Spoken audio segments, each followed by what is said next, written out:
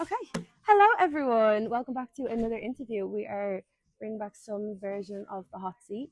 I'm obviously in Dublin at the moment, and with the talented Fortune Igiebor. Hey, is you Hey. don't know the crazy full circle that's happening right now. Oh no, This is so literally cute. full circle. This That's is really I'm sweet. very, very biased towards Fortune, and I think a lot of people do Vice know versa. that. Vice versa. When did we first meet? Like 2019, 2019. was it?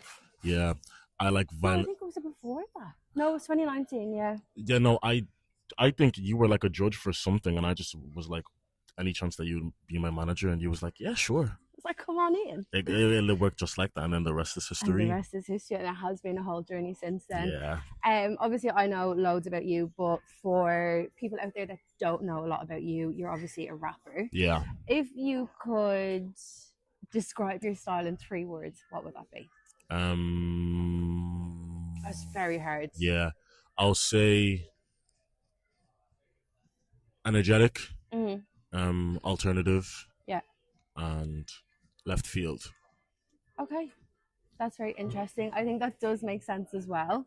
Um, we've got, you're also known as Mr. Rage. Now, Rage was a movement that started way, way back almost in the beginning. It's now turned into like a movement. It's almost like, not like activism, but like you stand for something. It incorporates music, it Mm, incorporates film, it mm. incorporates events, community, all of this.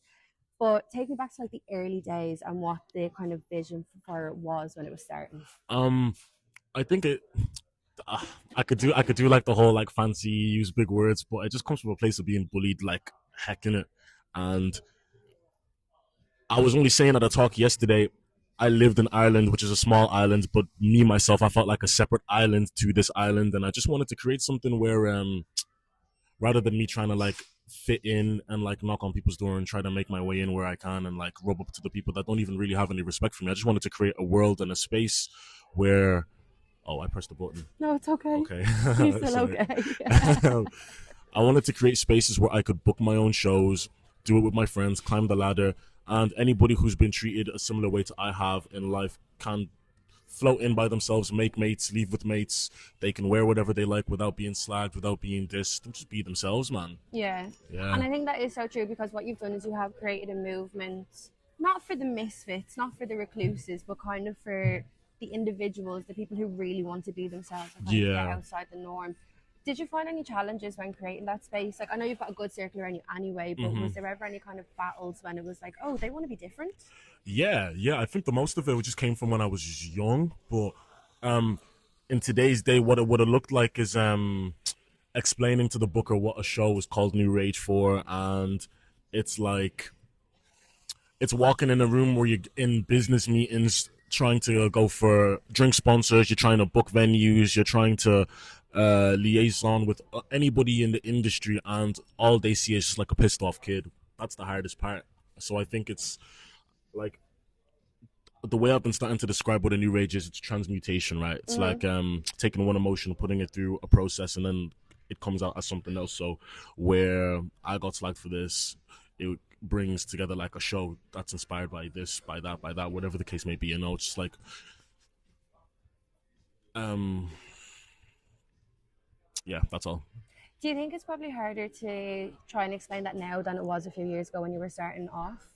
Because now maybe it's a bit more rigid in terms of what the industry is and boxes that you have to fit. Sure. Yeah. Like I think the only box that I really get put in at all in 2026 is like rage rap being a season of time. Like we talk about Love is Rage, Mm-hmm. 2017 from Lil Uzi. We talk about the Trippy Reds, even Travis Scott at a time. Mm-hmm. Kid Cudi's the godfather of the whole rage thing in any way, but it's like my new rage, me being Mr. Rage, came from a completely different thing. You know, it's not Yeah. inspired by those sounds. I'm not going into that side of the music industry. It's trying to explain it to people a way where they don't land there first in their minds. But I think we've done enough things, we've done enough events and different multifaceted like portrayals of a new rage. People can kind of get the gist of what we're going for now. Hopefully, Yeah. anyway. Absolutely. And you talked there about your gear events and stuff, and you're kind of on a new wave of events at the moment. I know when people are listening or watching this back, it'll be after your event. But can you tell me a little bit about like the importance of the new events that you're running at the moment and the kind of community aspect that you're trying to get across from them. I realized the importance of it.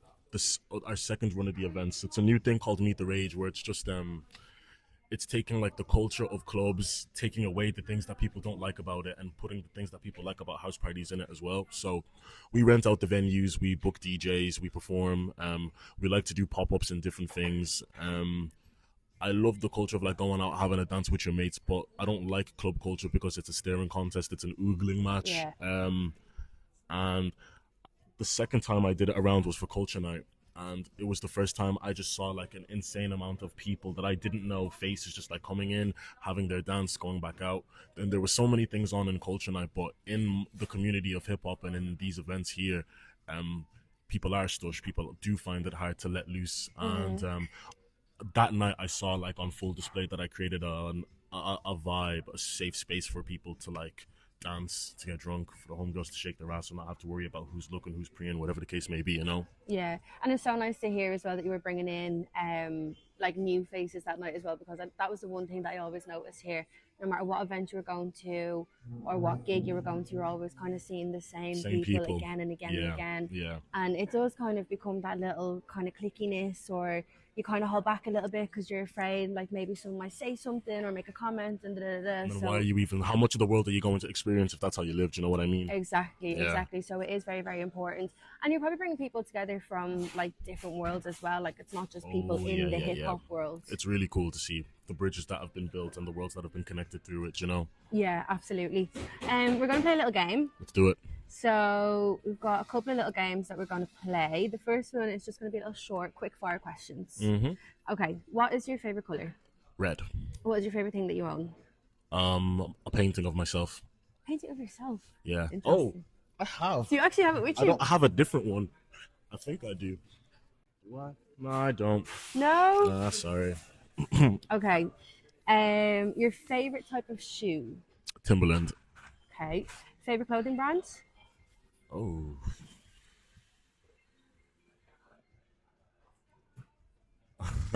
All the vintage shops are coming to my mind more than that. Favorite right now, Polo. Okay. Yeah. Favorite Irish brand? Oh, fair. Sorry. You know when you have ties in the game? I've been saying this. You're like, who do I? Yeah. I've got to say Pelador. I've got to say Pelador. I've got to say them. They're just the hardest. Okay. Favorite song of all time? Right. Is it meant to be quickfire? Smooth Criminal by Michael Jackson. Ooh, good choice. Thanks. Favorite song of yours? No Light, No Love. Favorite lyric you've ever written? God forgive me if I go down, then I'm taking them with me. Okay, that was our last question, so I do now need you to tell me more about that. About that lyric. If I go down, why is it your favorite? Tell me the story behind it. It was like the second or third beat that I had made, like starting production, and it was a song. It's a song that's out now called "The Prayer." One of the most like amazing studio sessions I had in my life, because it was the first time I was like the producer of the studio session, and like I said, I had only made a handful of beats at this point. So I played all of the things that I thought were the best first, and it come to like a point of the night where people were falling asleep, people wanted to go home, and they were like, "Do you have anything else on the laptop?" And I didn't like the beat for The Prayer when I first made it, so I didn't show it to them. I didn't show it to them at all, and I wasn't planning on doing that into it. And I played it for them, and everybody just kind of looked at me in the room like this, and they were like, "You weren't going to do anything with that?" And I said, "No." And then I wrote a couple of things, and it was going in a direction where it was like, I think there's something so spiritual about the song and with God. And the guitarist on the song just said, just go home and like say a prayer on the track. So I don't even know why I said, God forgive me if I go down, then I'm taking them with me. But there was just something that came out of me in that recording session, just sat in my living room, and I knew in that moment that a special song had been made, and Dublin agreed, and since then that's like my best tune. That's insane. Numerically, I've made class music since then. Yeah. Oh, that's hilarious. Yeah, shout out Kid Kuba, shout out Femi on the track as well. Absolutely. So you say you've made class music since then, and you definitely have. And one is one that was released today, which is Dublin Cousins. My yeah. You sent me on your upcoming project when we were kind of organising this, and I went for a walk the other day and I was listening to it, and I heard Dublin Cousins, and I must have put it on repeat about 4 times. The depth in the track, when I seen it was being released, then I was like, yes, right, yeah. Getting it. It is an incredible track. Thank you so the creativity on it, the layering on it is just to see how much your production skills has advanced in that. Talk to me a little bit about like the creation style, about your production, about like the layerings, the samples, the vocal chops, how you kind of piece all of them together. Making this mixtape, I really wanted to give myself a challenge in 2 ways, which was like bringing authenticity and honesty back in my lyrics, and rapping on beats that I can't make myself and wouldn't imagine myself being on. And that's where I got to meet an insanely talented kid called Ray, who tackles the main side of the production behind the drums, the bass, the beat, that beautiful synth and everything. I started making the song in London when I was sat on my mate's floor, and when I heard the beat first, I knew that I wanted the hook to be really, really special. And I had made a friend in London called Blessing, Benny Miles, and we had this running joke that we were their Dublin cousins and they were our London cousins. Oh, and he was actually not related.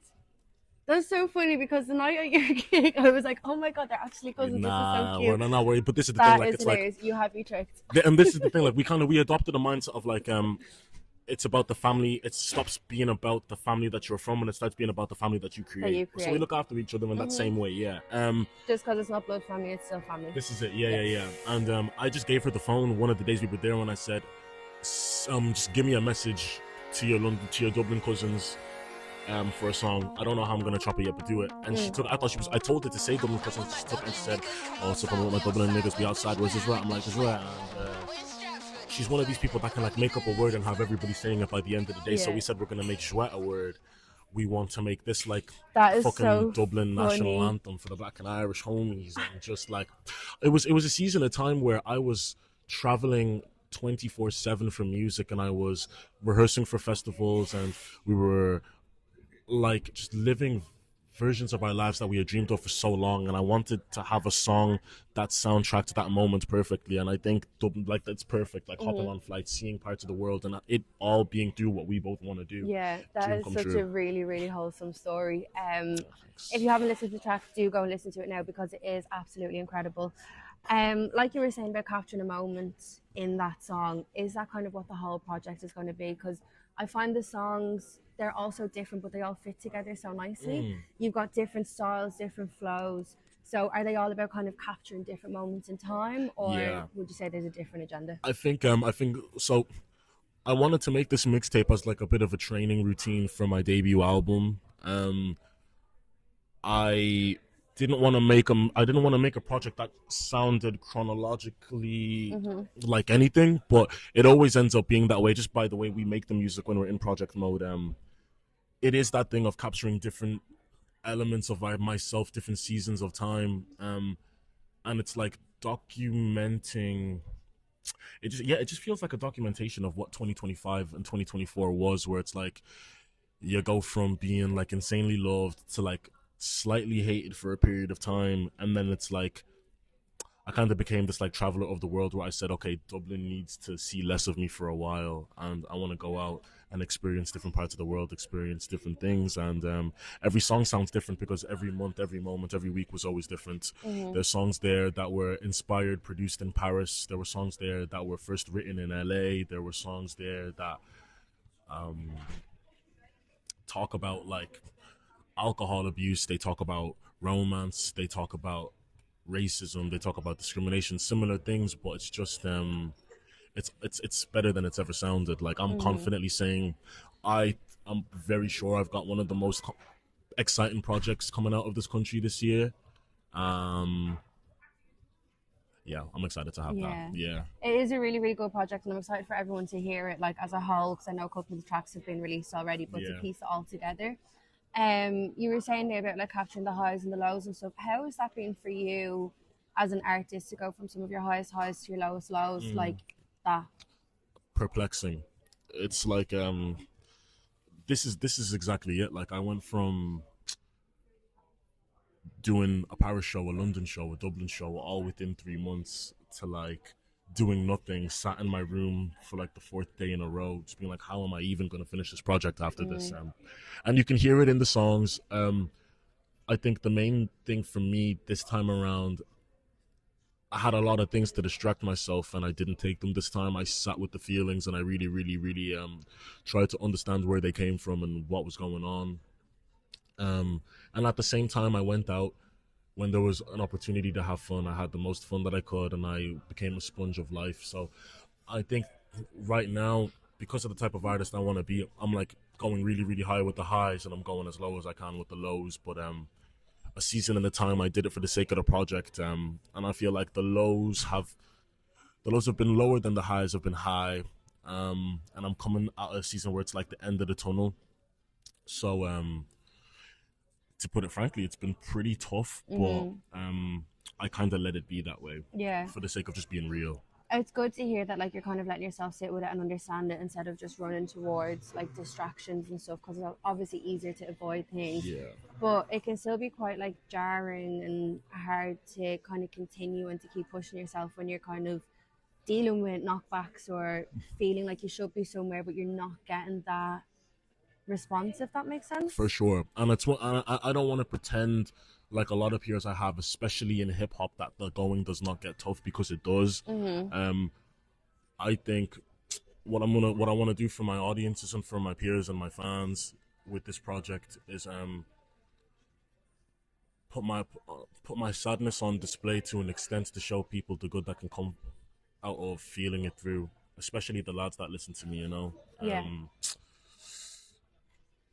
It hurts for 5 minutes, but it's always better off. Like I chose not to run away from shit anymore, but I also just did run into a corner, and I had nowhere else to go, so Absolutely. I had to face it. And it's interesting to see that, because I remember when we first started talking and you used to run like a little series on Snapchat where you were always focused on like I can't believe mental people still health remember and this shit. Yeah. Hustle talk. I mean? Yeah. You were always kind of an advocate for deal with the shit, don't just skim over it and talk about your feelings and stuff like that. And then to see kind of a little blip, which is so easy, because in an industry like this, it's so easy to get kind of. It's what I was gonna say, man. I had to reckon with the fact that when I was doing the Artist of the Year thing, when I was 2FM Rising, I was still such an impressionable kid, and enough rappers told me, nah, don't do the feelings thing, don't do the boyfriend girlfriend thing, don't do this, don't do that. I listened, and I put myself in a position where I realized how many nice things I'd had in my life, how many nice things I'd let go, and now it's actually just about taking what I can from it after, starting afresh. Yeah. But that you just have to kind of live your lessons. It's so easy to get caught up in live your ego, lessons, especially when we're in such a small industry here in Ireland, where you kind of can't see a way out, or the only way out is to follow what these people are saying. Exactly, yeah. But it is nice to see that you're diving into it again. What can we expect from you then for the rest of 2026? I'll be back in Paris doing some more stuff over Fashion Week, which is going to be really, really cool. There will be more work from me in terms of film. I'm working closely with T4 and Baby Girl Films again on a project. That's what we like to hear. I'll be back on the stage for theater this year, which is cool. Yeah, nice. I had a meeting with the director I worked with 2 years ago on something, and I just got cast in a really, really cool play that you guys will get to see in the back end of summer. Amazing. I'll be doing Academy 2 in May, the 23rd, and tickets still available? Yeah, tickets are there, Ticketmaster, sure. And there's going to be one huge kick-ass show at the end of the year that I can't tell you about yet, but okay, it's going we to be won't class. ask any more questions on that one then. Can we play another little short game? Yeah, please, I'd love one. Okie dokie. So we're going to do this or that. So, Pepsi or Coke? Pepsi. Starters or desserts? Starters. I think we know this answer already, but Tim's or trainers? Tim's. Cocoa Pops or Golden Nuggets? Cocoa Pops. Albums or singles? Albums. Daytime or nighttime? Nighttime. Tea or coffee? Tea. Studio or home setup? Home setup. Always? Always. Always. The studio is overrated. I'd literally rather like pay money to go to a hotel and record in the hotel instead. There's magic there. Now, are you set up at home where you've got like the duvet going to kind of create your little face? I used to, but I just went and got the mic that just cuts that out. To be honest, I do be Hey. sweating under the wrap and with the duvet and all, so I I know, left I that to know. bed. Tell me about it. Now something else about you is you've become a bit of a fashion icon. I You've definitely wish. pushed boundaries. No, I think you have. You've pushed Thanks. boundaries over the years. We've seen you with like the kind of kilts Mm, style skirts. yeah. You were doing kind of cropped tees and stuff like that. Yes. Yeah. Tell me what it was like to kind of break those barriers and to like what fashion is to you. It's to break those boundaries. First of all, was class. Like the crop tops, one of the best decisions I ever made for myself, especially that season of time.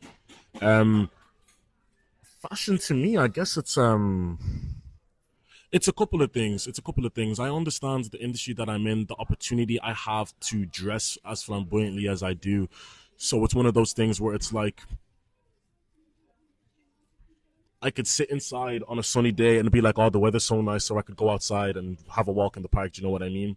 I'm able to do weird things, so I do weird things. I'm surrounded by really, really creative people that have cool ideas for fashion. So I'm always surrounded by just wacky shit. I'm Yeah. surrounded by creative people, and I think um, it's like a slight, it's like a slight boycott of the normal way I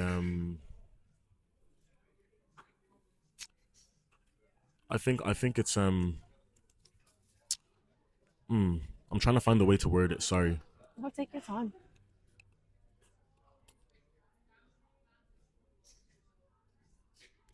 I think when I was young, there were a lot of people, the Young Thugs, the Jaden Smiths, who took it further than I did, but for some reason it connected with me and made me feel more comfortable to go out and do those things. So I think a lot of what I do it in the hopes that there is somebody like me in the world who will find me and what I'm doing at some point. And me putting myself out there and making myself the laughing stock, I hope it'll make them feel comfortable to do the same for themselves. Because, lads, the crop tops are class. Class. No, look at me. Class. And for reasons like people will never ever, not people, but specific people Yeah. who think specific way will never Yeah. understand. But that's what I'm here to help them do, isn't it? Mm. It is. It's nice to have like male figures that are influential in that sense as well. That's not like you have to be a certain way to fit a certain stereotype, or do you know what I mean? Yeah. That you can just be how you want to be or wear wherever you want to wear, and it doesn't mean certain things. Give it a go. It's kind of fun, do you know? Go. What would you say is your favorite item of clothing that you own? Oh, I have a like a biker motorcycle club jacket with my patches on it, Mr. Age, Vigilante. That was cool because there just is a superpower some way somehow when you have a piece of clothing and like it's like registered as like your piece, your jacket. Um, I do be having daydreams of it collecting dust and sitting in like a museum of all of my stuff. And An exhibition yeah, dedicated. yeah. I guess music showed me so many things that I'm capable of, and one thing that it helped me do was give me a sense of power and capability in the world, and that jacket just helps me do that as well, you know. Yeah. I think one thing that I should have said with the fashion as well, it helps you enter different elements of yourself, it boosts your confidence, it helps you speak to people different ways, walk different ways, and It's dress how you want to be addressed. yes, That's the one. I'm gonna get that tattooed at my event. There you go. I thought it would actually be, yeah, that would make sense. Talk to you about Fashion Week. Ireland Fashion Week last year, your performance was insane. Thank you. Like, I remember seeing clips of it and I was just like, this is making too much sense. Right. You've also been over at Paris Fashion Week, I believe it was. I was in Paris Fashion, yeah, this year, yeah. Yeah. How did that go? Paris Fashion Week is odd, man. Odd? Parisians are gas. They're cool. I I think they're sweeter than most people would, to be honest. I hear a lot of people having a hard time in France, but I think what we did wrong was there were like 2 days out of the week we were there where we were just like chase, get into the fashion shows, meet the people, stand next to whoever we can meet, yeah. and when we stopped doing that and we started going to like the pop-ups, we started going to like the independent brands and the watch parties, you realize there's like a whole other heartbeat of Paris Fashion Week. Like we got to see the real love for fashion, and you blink and you end up there and you realize you're like at the epicenter of fashion. You're surrounded by some of the most talented people in that world. You're surrounded by some of the most fashionable people, and the best part of it was just like being there with my guys, with my Dublin niggas, and like looking around the room, seeing us around different celebrities, standing next to like members of ASAP Mob, and being like, if we just keep on climbing up the ladder, however we can, we'll be in the doors that we want to. You know what I mean? Like, it just showed us proof that we're right on the right direction. Sure. It must be so surreal to be at events like that, though. Yeah. Nah, it's just like how do we end up here? But then you take a look back in your review and you're like, well, sure, I've done all of this. So exactly. Where else would I be? You've built the foundations. Now it's just time to let them flourish. Well, hopefully that will come onto your trajectory now over the next couple of years, and we will see you as one of the main characters at these fashion events. Hopefully, yeah. You know those cool videos where like the smoking cigarettes and just walking through? Guys, I'm gonna kill it. I can't wait for the paparazzi shit, gang. Amazing. Thank you for sitting down and chatting to me. Tell the people where they can find you on socials and where they can find your music. Fortune Igiebor on Spotify, Apple Music, FORTUNE, IGIEBOR. That's Fortune on Instagram and TikTok. Igiebor_Fortune on Twitter. I didn't actually want to be on Twitter. She made that account for me, by the way, way back when in 2020. You never used this. I still don't use it, but I love you for that. Yeah, Google me. You'll find me, man. Google me. I'm there. Just Google me. Thank you so much. It's been a pleasure to chat to you. It's been so much fun. Thank you.